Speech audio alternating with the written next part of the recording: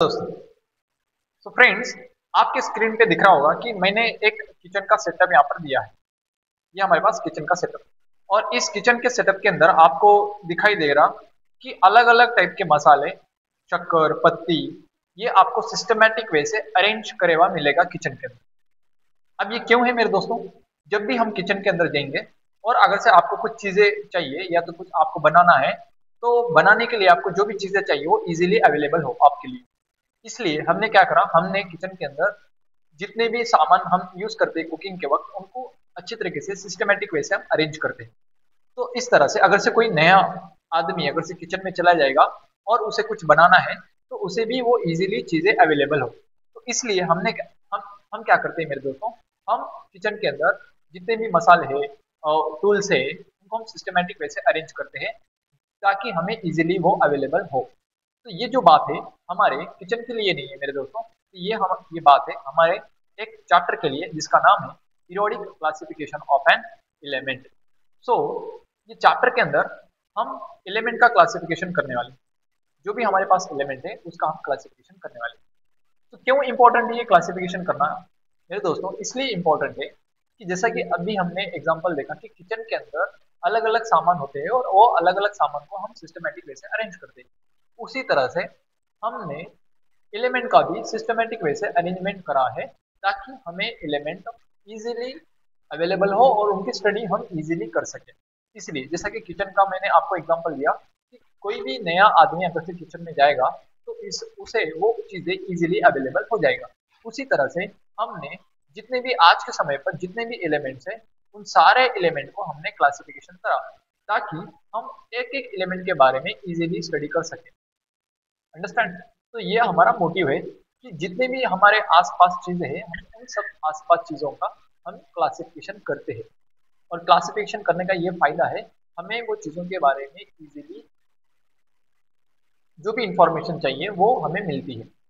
इसलिए तो आज के समय पर हमारे पास 118 एलिमेंट है। कितने एलिमेंट है मेरे दोस्तों? आज के समय पर हमारे पास है 118 एलिमेंट।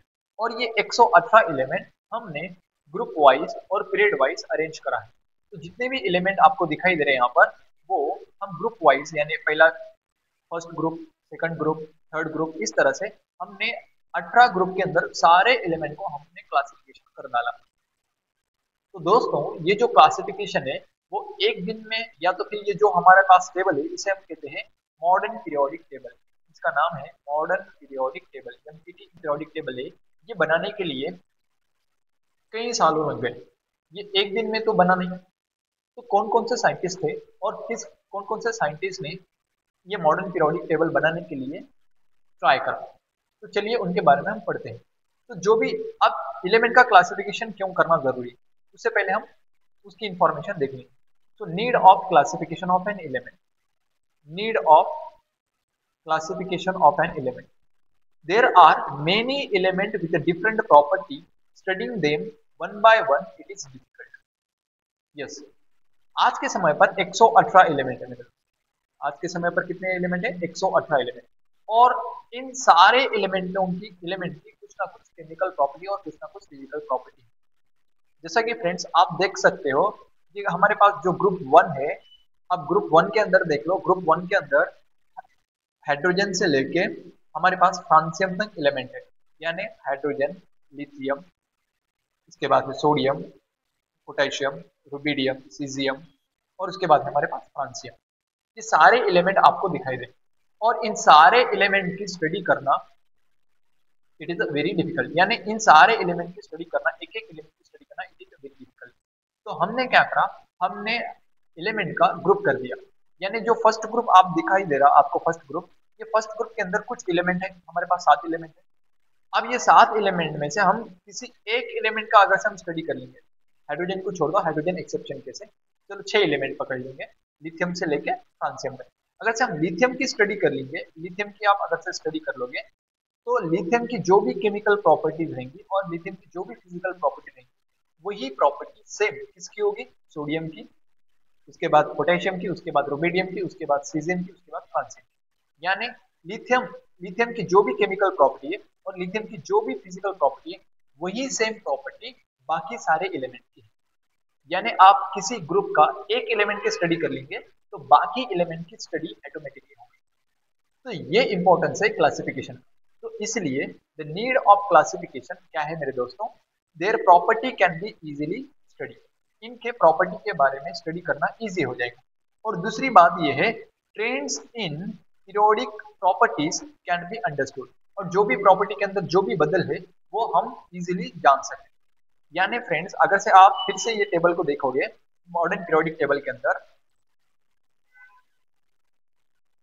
इस टेबल के अंदर अगर से आप लेफ्ट टू राइट चले जाएंगे, यानी इस डायरेक्शन में आप जाओगे, यानी हाइड्रोजन से लेके ये हीलियम है, फिर उसके बाद लिथियम, बेरिलियम, फिर उसके बाद boron, carbon, nitrogen, oxygen, chlorine, neon.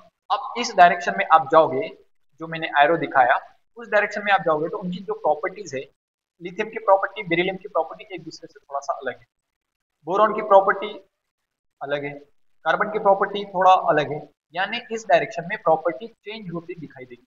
यानी अगर से आप इस वाले रीजन को देखोगे तो इस वाले रीजन में आपको मेटल्स दिखाई देंगे, और इस वाले येलो वाले रीजन में आप देखोगे तो नॉन मेटल्स दिखाई देंगे।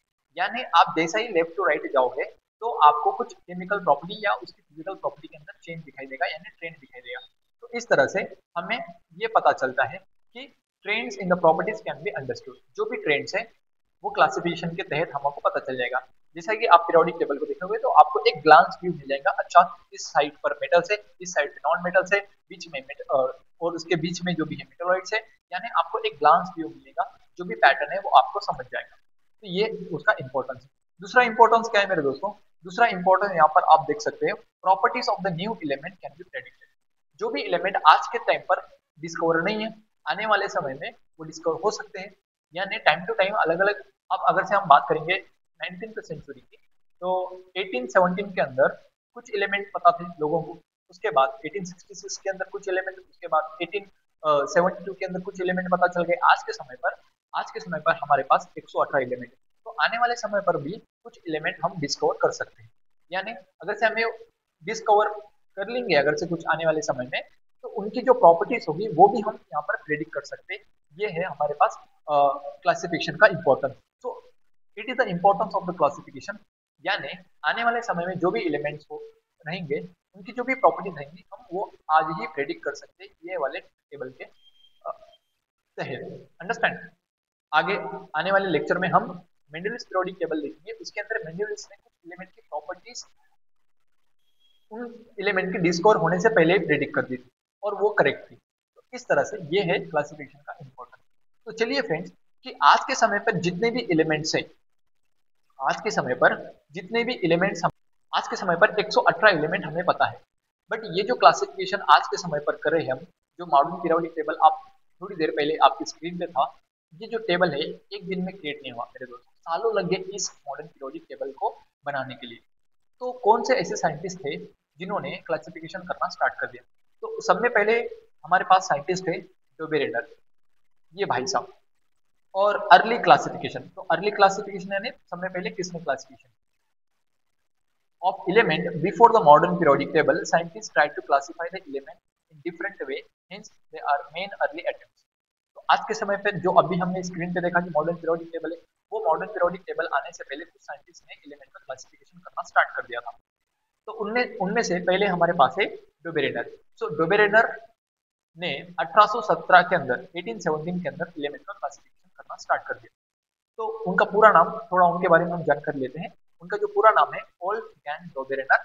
इनका जो जन्म है 13 दिसंबर 1780 के अंदर जर्मनी में हो गया, और इनका जो मृत्यु है 24 मार्च 1849 यानी 1849 को हो गया। और ये कौन थे? हमारे केमिस्ट, प्रोफेशन इनका जो भी था जर्मन केमिस्ट है। अब दोस्तों इन्होंने क्या करा, डोबेरेनर ने पहला साइंटिस्ट जिसका नाम है डोबेरेनर। अब डोबेरेनर भाई साहब ने क्या करा, डोबेरेनर भाई साहब ने उस समय पर यानी 1817 के अंदर, उस समय पर सिर्फ हमें पता थे 30 एलिमेंट के बारे में।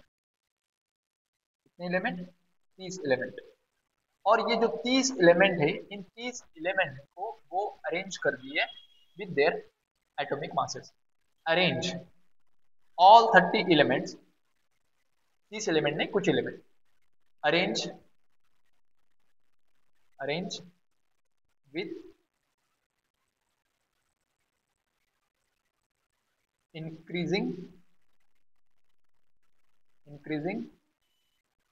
atomic mass, increasing atomic mass. और जब उन्होंने इंक्रीजिंग एटॉमिक मास से एलिमेंट का अरेंजमेंट करा तो उन्होंने क्या करा, उन्होंने तीन तीन एलिमेंट का एक एक ग्रुप बनाया। मतलब उन्होंने क्या करा, तीन तीन एलिमेंट का एक एक ग्रुप, तीन एलिमेंट है उनका एक ग्रुप। एक एग्जांपल के तौर पे हम देखते हैं, हमें पहले पास हमारे पास है लिथियम, उसके बाद है सोडियम और उसके बाद है पोटेशियम। तो ये हमारे पास तीन एलिमेंट, ये होगा ट्रेड। दूसरा एक ट्रेड हमारे पास है, दूसरा ट्रेड है हमारे पास कैल्शियम, इसके पास है barium, strontium,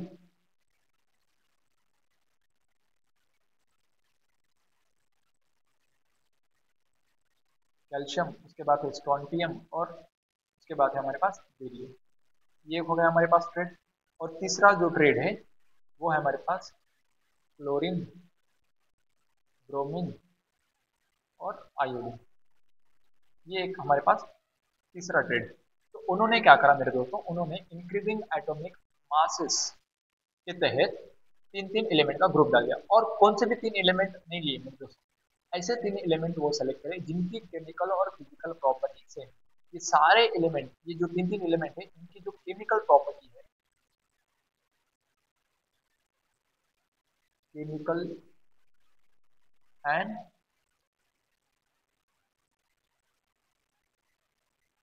physical property,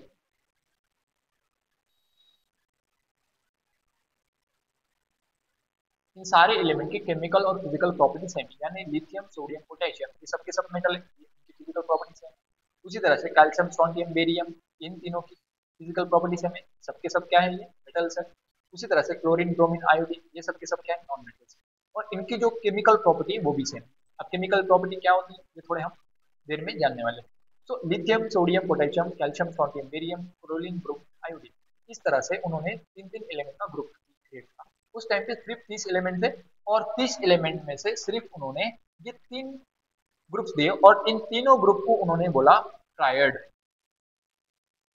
triad, और इसलिए ये जो कंसेप्ट है इसे हम कहते हैं डुबेरिनर ट्रायड, इसे हम कहते हैं डुबेरिनर ट्रायड। अब इनके जो डुबेरिनर ट्रायड है, इसके अंदर उन्होंने क्या बोला, उसके अंदर इन्होंने बोला कि जो भी हमारे पास ट्रायड है, यानी जो भी हमारे पास तीन एलिमेंट का जो भी ग्रुप है, हमारे पास तीन एलिमेंट का ग्रुप है, एग्जांपल हमारे पास है लिथियम, दूसरा हमारे पास सोडियम और दूसरा हमारे पास पोटेशियम। और ये तीन एलिमेंट जिनकी केमिकल प्रॉपर्टी सेम है, chemical and physical property same. अब ये तीनों एलिमेंट को हमने क्या कह दिया, डुबेरिनर ट्रेड। उन्होंने बोला कि ये जो मिडल वाला एलिमेंट है, इसका जो एटॉमिक मास है, एटॉमिक मास, वो इक्वल है इन दोनों एटॉमिक मासेस का एवरेज। यानी लिथियम का एटॉमिक मास प्लस पोटेशियम का एटॉमिक मास, इनका जो भी एवरेज आएगा वो एवरेज सोडियम के एटॉमिक मास के बराबर है। यानी लिथियम का अगर से हम एटॉमिक मास निकालेंगे 7 और पोटेशियम का एटॉमिक मास है हमारे पास 39, तो इन दोनों का जो भी एवरेज आएगा वो एवरेज है हमारे पास 23, जो कि सोडियम का एटॉमिक मास है। मतलब क्या है, the atomic mass of the middle element is approximately the average of the other two element. ये हमारे डुबेरिनर भाई साहब का कंसेप्ट है। यानी इनका जो कंट्रीब्यूशन है वो कंट्रीब्यूशन क्या है, propose Dobereiner triad in 1870 in the early attempt to classify the element based on their property. जैसा कि हमने थोड़ी देर पहले देख लिया कि एलिमेंट का उन्होंने क्लासिफिकेशन करा on the basis of atomic mass, on the basis of physical and chemical properties. Observe that when the elements were arranged in a groups of 3, the middle element of atomic mass was approximately the average of the other two elements. तो यानी जो बाकी के दो element का atomic masses का average है वो मिडल वन के बराबर है। ये उनका कंसेप्ट था। अब इसका जो लिमिटेशन है मेरे दोस्तों, इनका लिमिटेशंस क्या है उसके बारे में हम जानते हैं। Limitation of Dobereiner trade.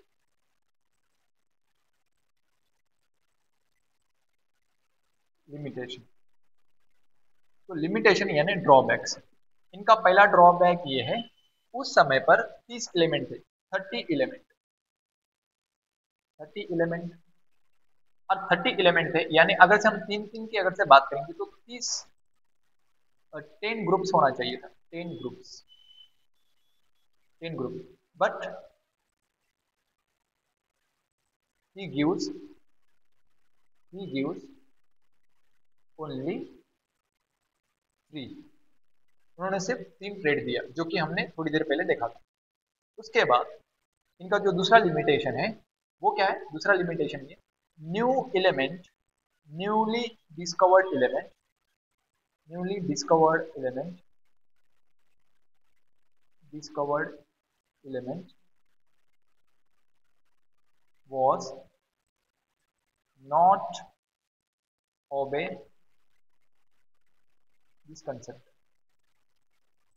मतलब जो भी वो जो एलिमेंट है वो डोबेरिनर ट्रेड के पैटर्न को नहीं फॉलो कर रही थी। तो ये थे कुछ लिमिटेशन। फिर भी ये हमारे पास फर्स्ट साइंटिस्ट है जिन्होंने एलिमेंट का क्लासिफिकेशन करा, फर्स्ट साइंटिस्ट। एंड इनका इंपॉर्टेंस ये है कि जो बाकी के एलिमेंट, जो बाकी के जो साइंटिस्ट हैं हमारे पास, उनको एक इंस्पिरेशन मिला कि हम भी एलिमेंट का क्लासिफिकेशन कर सकते हैं। तो इनके बाद जो भी साइंटिस्ट है, वो साइंटिस्ट कौन थे, वो साइंटिस्ट है हमारे पास न्यूलैंड्स। तो न्यूलैंड्स, अब न्यूलैंड्स बाबा, इनके बारे में हम बात करते हैं। Newlands law of Octave. तो 1866 के अंदर न्यूलैंड्स ने एलिमेंट का क्लासिफिकेशन करा। अब उस समय पर कितने एलिमेंट थे, उस समय पर 1866 के समय पर हमारे पास सिर्फ 56 एलिमेंट। सो जॉन, अब इनके अगर से बारे में हम अगर से बात करेंगे, जॉन अलेक्जेंडर न्यूलैंड, इनका पूरा नाम है। नवंबर 26, 1837 लंदन इंग्लैंड। इनका जो जन्म है 1890 को हुआ, मतलब 29 जुलाई 1898। अब कंट्रीब्यूशन का है, propose the law of Octave. अब लॉ ऑफ ऑक्टेव, इसके बारे में हम बात करेंगे। सो जॉन न्यूलैंड के बारे में हम थोड़ा सा बात करेंगे, और इनके जो भी है न्यूलैंड्स लॉ ऑफ ऑक्टेव, इसके बारे में हम जानकारी लेते हैं। Newland law of octave. Newland law of octave उस समय पर 1866 के समय पर हमारे पास सिर्फ 56 एलिमेंट मौजूद थे, और उस समय पर noble gas was not discovered, noble gas not discovered,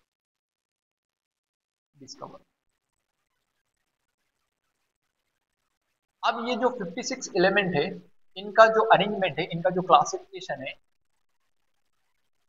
वो न्यूलैंड ने किस तरह से करा। इनका जो क्लासिफिकेशन है न्यूलैंड्स ने, with increasing atomic mass, with increasing atomic mass, increasing atomic mass के तरह से, विथ इंक्रीजिंग एटॉमिक मास के ऊपर क्लासिफिकेशन करा किसने, न्यूलैंड्स ने। और उस समय पर जितने भी एलिमेंट थे 56 एलिमेंट, 7 into 8, यानी 7 रो, 7 into 8, 7 पीरियड, या तो हम उसे कहते हैं रोज, और 8 ग्रुप्स के अंदर फिट कर दिया, मतलब 56। तो जितने भी एलिमेंट थे उस समय पर 56 एलिमेंट, उस समय पर नोबेल गैस पता नहीं थे, और उनका जो क्लासिफिकेशन है वो है इंक्रीजिंग एटॉमिक मासेस के ऊपर। और उन्होंने एक पॉइंट बोला, वो पॉइंट क्या है, चलिए देखते हैं।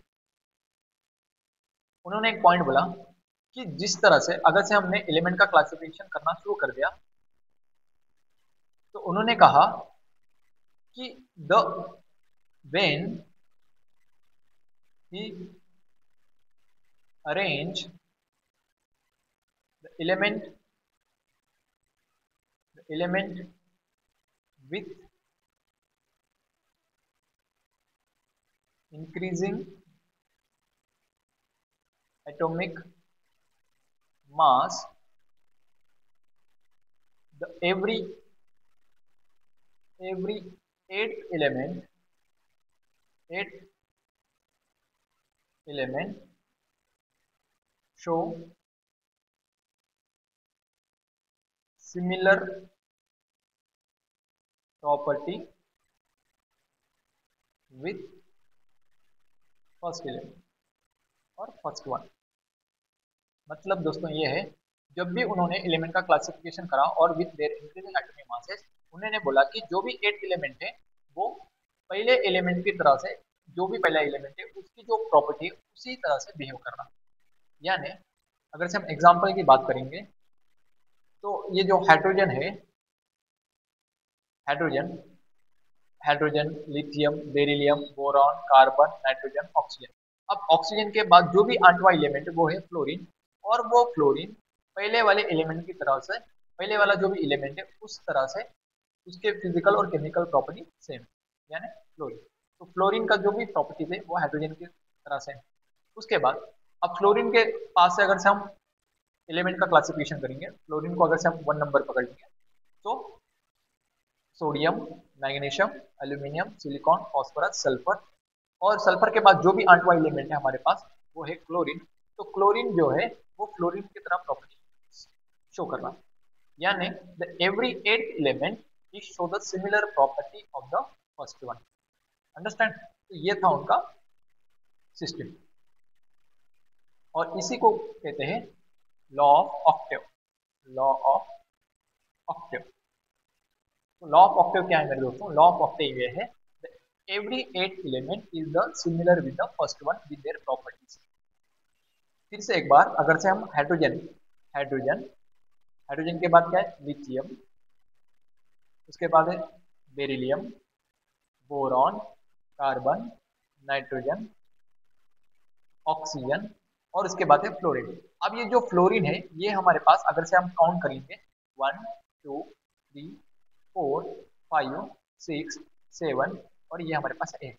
अब ये जो फ्लोरीन है ये सिमिलर प्रॉपर्टी शो करता है हाइड्रोजन की तरफ, यानी अगर से हम फ्लोरीन को हाइड्रोजन के नीचे रख सकते हैं तो हाइड्रोजन और फ्लोरीन की प्रॉपर्टी सेम हो गई। तो इस तरह से एवरी 8th एलिमेंट, अगर से हम लिथियम से काउंट कर लेंगे, लिथियम से हम काउंट कर लेंगे 1 2 3 4 5 6, इसके बाद ये 7, 8 हमारे पास कौन है? 8 हमारे पास है यहाँ पर सोडियम। अब सोडियम सिमिलर प्रॉपर्टी शो करेगा इसकी तरह से, लिथियम की तरह से। अब लिथियम से अगर से आप काउंट करोगे तो 1 2 3 4 5 6 7 8, 8 एलिमेंट हमारे पास कौन है? सोडियम। और ये सोडियम है वो पहले एलिमेंट की तरह से प्रॉपर्टी की तरह बिहेव कर रहा, मतलब जो भी पहला एलिमेंट है उसकी प्रॉपर्टी की तरह है।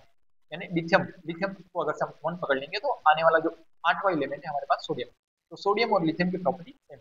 उसी तरह से अगर से हम हाइड्रोजन को 1 पकड़ेंगे तो हाइड्रोजन से अगर से हम काउंट करते जाएंगे तो फ्लोरीन हमारे पास आठवां एलिमेंट, तो आठवां एलिमेंट जो भी फ्लोरीन है वो हाइड्रोजन की तरह है। उसी तरह से अगर से हम बेरिलियम को 1 पकड़ लिए, बेरिलियम को 1 पकड़ लिए तो बेरिलियम से 1 2 2 3 4 5 6 7 8। अब जो 8 एलिमेंट है वो हमारे पास कौन है आएगा? मैग्नीशियम। जो 8 एलिमेंट है वो हमारे पास आएगा मैग्नीशियम। अब ये जो मैग्नीशियम है वो सिमिलर प्रॉपर्टी शो करेगा इसकी तरह से, बेरिलियम की तरह। तो यही सिस्टम था न्यूलैंड्स लॉ ऑफ ऑक्टेव का, जिसके अंदर उन्होंने एलिमेंट का क्लासिफिकेशन करा with their increasing atomic masses. समझ में आया मेरे दोस्तों? ये था लॉ ऑफ ऑक्टेव, देख सकते हो आप यहाँ पर। और ये जो लॉ ऑफ ऑक्टेव है वो एक तरह के म्यूजिकल नोट के तरह है, यानी सा रे ग म प द नि सा। अब जो सा वाला नोट्स है वो फिर से पहले वाले नोट की तरह सेम है, सा रे ग म प द नि सा। जो आठवां नोट है सा वो फर्स्ट वाले नोट की तरह सेम है। उसी तरह से हमारे एलिमेंट जो है आठवां एलिमेंट जो भी पहला वाला एलिमेंट है उसकी तरह सेम, ये उन्होंने बोला। और इसका जो नाम है, इसका जो कंसेप्ट है उसे हम कहते हैं लॉ ऑफ ऑक्टेव। आप देख सकते हैं यहाँ पर फिर से एक बार देख लो, hydrogen, lithium, beryllium, carbon, nitrogen, oxygen, और ऑक्सीजन के बाद fluorine is the 8th element is similar with the hydrogen.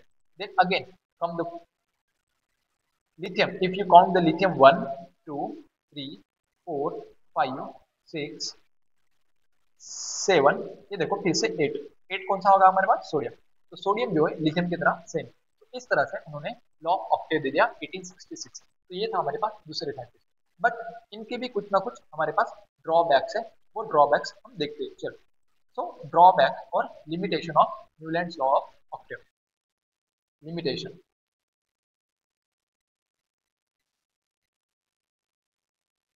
Limitation, अब लिमिटेशन क्या थे मेरे दोस्तों? पहला लिमिटेशन है, अब ये जो भी इनका जो पैटर्न था law of Octave, law of Octave applicable up to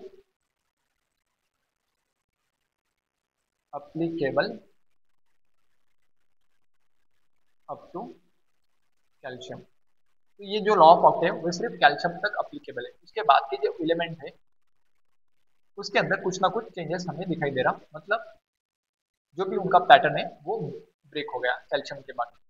दूसरा क्या है? दूसरा है एक एक बॉक्स के अंदर उन्होंने दो दो एलिमेंट को पुट कर दिया, मतलब single box two element, single box two element, two element. अगर से हम इनके पीरियोडिक टेबल की अगर से हम बात करेंगे तो इनके पीरियोडिक टेबल के अंदर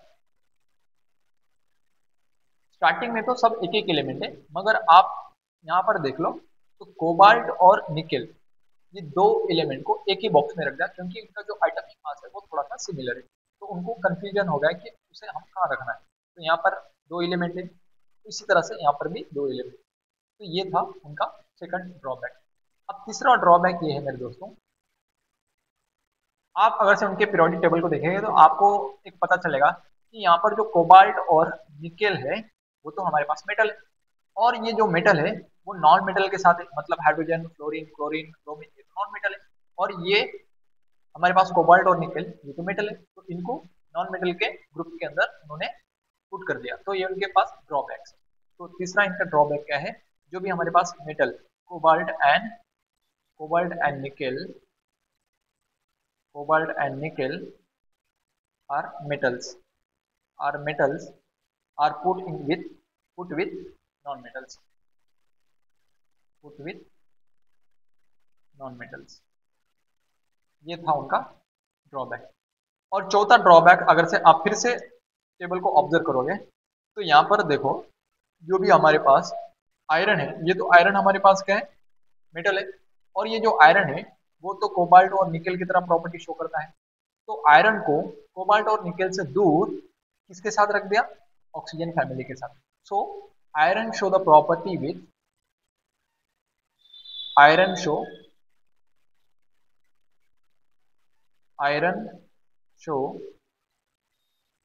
similar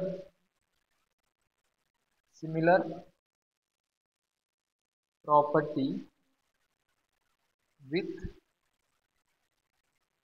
cobalt and nickel, it put away from them with oxygen family। तो ये उनका ड्रॉबैक है। तो ये हमारे पास चार ड्रॉबैक, और जो आने वाले समय में, और अगर से हम पांचवा ड्रॉबैक्स की अगर से बात करेंगे तो पांचवा ड्रॉबैक्स जो है, जो न्यूली डिस्कवर एलिमेंट है, new element not follow this pattern, new element not follow this pattern. तो ये हमारे पास है पांच ड्रॉबैक्स किसके? न्यूलैंड्स के। तो ये था फ्रेंड्स आज का हमारा लेक्चर, जिसके अंदर हमने बात करा कि एलिमेंट का क्लासिफिकेशन करना क्यों जरूरी है।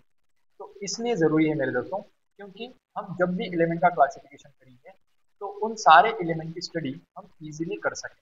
यानी अगर से आपको एग्जाम्पल के तौर पे अगर से मैं और एग्जाम्पल दे दूं, अगर से एग्जाम्पल के तौर पे अगर से हम बात करेंगे किसी ह्यूमंस, अगर से आज के समय पर इंडिया के अंदर 40 करोड़ ह्यूमंस है और 140 करोड़ ह्यूमंस के एक एक ह्यूमंस के बारे में स्टडी करना इम्पॉसिबल है। अगर से आप किसी एक ह्यूमन की स्टडी कर लोगे तो बाकी के सारे ह्यूमन की स्टडी ऑटोमेटिकली होगी। उसी तरह से एलिमेंट की अगर से हम एक एलिमेंट की स्टडी करेंगे किसी एक ग्रुप के अंदर की तो उनकी सारी एलिमेंट की स्टडी ऑटोमेटिकली होगी। तो ये था हमारे पास early attempt to classify the elements. कौन कौन थे? पहला था हमारे पास डुबेरेनर और दूसरे पास था न्यूलैंड्स लॉ ऑफ ऑक्टेव। तो आने वाले समय में हम बात करने वाले हैं मेंडेलियस पीरियोडिक टेबल के बारे में और उसके बाद हम बात करने वाले हैं जो भी हमारा ये जो स्क्रीन के ऊपर दिख रहा मॉडर्न पीरियोडिक टेबल इसके बारे में और इसके अंदर के जो भी प्रॉपर्टीज है ट्रेंड है उसके बारे में। तो तब तक के लिए पढ़ाई करते रहिए। कुछ भी डाउट अगर से आपको होगा इस लेक्चर के अंदर तो आप कमेंट सेक्शन में कमेंट कर सकते हैं।